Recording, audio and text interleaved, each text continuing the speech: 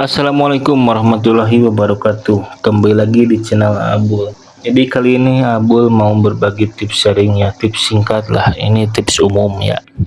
Jadi untuk budidaya ikan nila di kolam lumpur, mungkin Anda bisa mengikuti langkah-langkah tips berikut ya. Mungkin biar langsung ke intinya ya. Jadi tidak bertele kemana-mana. Jadi hal-hal yang harus diperhatikan itu ya mungkin pertama sebelumnya itu penyiapan dulu ya kolam ya. Jadi pengeringan tanah dasar kolam. Jadi untuk setelah digunakan untuk membesarkan ikan, dasar kolam akan menjadi kubangan ya lumpur organik. Nah, pengeringan itu dilakukan kisaran selama 1 sampai 2 minggu atau sampai mungkin tanahnya retak-retak gitulah, kering.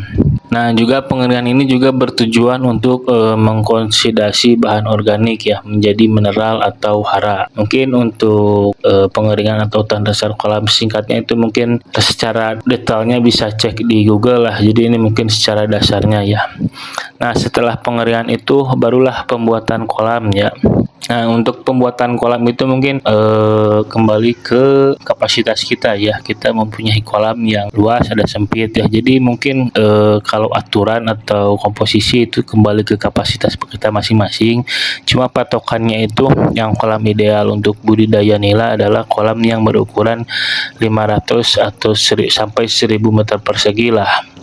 Jadi mungkin kalau dibatakan jadi mungkin 9 berapa lah, pokoknya 500 sampai 1000 meter persegi. Itu kembali ke kapasitas kita masing-masing ya, dengan kedalaman di bawah 1 meter mungkin 60 cm lah. Jadi jangan terlalu dangkal atau dalam untuk airnya. Untuk pembuatan kolamnya secara singkatnya seperti itu, mungkin secara jelasnya banyak juga di Google. Nah, mungkin untuk selanjutnya itu pengapuran ya. Nah, untuk pengapuran itu jadi pengapuran itu kegunaannya untuk menjaga tingkat pH air ya. Jadi pH air kisaran berapa ya, jadi pH normalnya, pH di atas normal atau di bawah normal atau normal. Anda bisa melakukan pengapuran dengan dosis kapur yang digunakan mungkin tergantung dari pH airnya juga ya. Jadi sebenarnya itu kembali ke tergantung di kondisi kita masing-masing ya.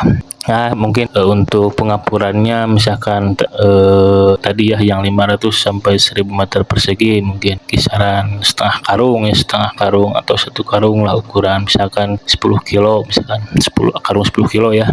Jadi tergantung kapasitas kembali kita masing-masing ya. Mungkin untuk pengapuran seperti itu. Nah, terus mungkin untuk pemupukan ya. Nah, jadi kayak kayak kebun kali dipupuk ya. Ini ada penting juga ya untuk pemupukan ya. Jadi sebelum diisi air itu kita harus tebur pupuk ya. Jadi biar pas waktu kolamnya diisi air banyak bermunculan sumber-sumber makanan yang alami lah seperti cacing atau apalah. Jadi untuk pembukaan lumpur atau tanah kolam Anda mungkin bisa melakukan dengan menggunakan pupuk organik seperti pupuk kompos atau pupuk kandang lah seperti mungkin. Jadi sebelum diisi air ya dikasih dulu kotoran seperti mungkin kotoran ayam atau kambing atau apalah, intinya pupuk kandang. Nah, mungkin secara detailnya bisa cek juga di Google ya. Nah, mungkin setelah lanjut ke pemupukan ya, mungkin lanjut ke pengairan. Nah, di sini nih yang paling yang lebih harus fokus atau teliti ya. Jadi pengairan itu ternyata penting ya. Nah, yang pertama itu sebenarnya itu sumber air ya. Jadi sumber air itu sangat-sangat penting.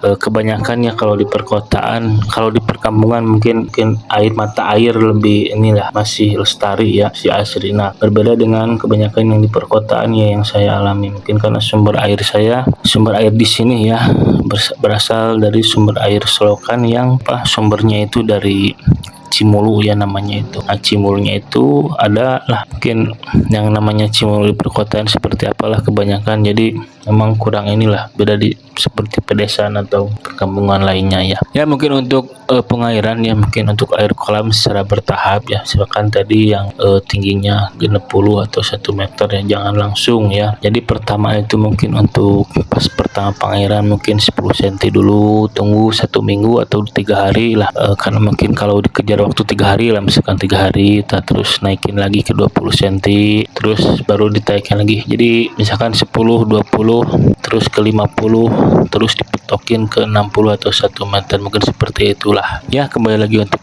detailnya bisa cek di bawah Google atau yang sudah profesional ya. Nah, barulah untuk pemeliharaan dan budidaya yang harus melakukan pemeliharaan rutin terhadap kolam, mungkin ya kita atau kita menyuruh orang lah. Kalau misalkan kitanya yang punyanya nggak sambil kerja ya bisa sama kita, kecuali kalau kita sambil kerja terus memelihara ikan, dan tetap harus ada fokus ya, rutin cek mungkin sehari 2 kali, sehari 3 kali ya, cek kolam, cek situasi kolam, cek kondisi ikan lah. Cuman kebanyakannya yang pemelihara ikan, khususnya yang di perkuatan ikannya yang sampingan atau yang inilah, intinya harus cek rutin lah. Selain kolam ikannya juga kesehatannya, seperti membersihkan lumpur atau mengganti air atau membersihkan parit-parit, seperti itulah ya. Mungkin untuk tip atau sharing budidaya ikan ya seperti itulah. Ini hanya sharing, saya bukan master atau bukan pro lah, jadi hanya sharing saja ya. Mungkin sekian dari channel Abul, mohon maaf apabila salah kata, mohon bantu like, subscribe-nya.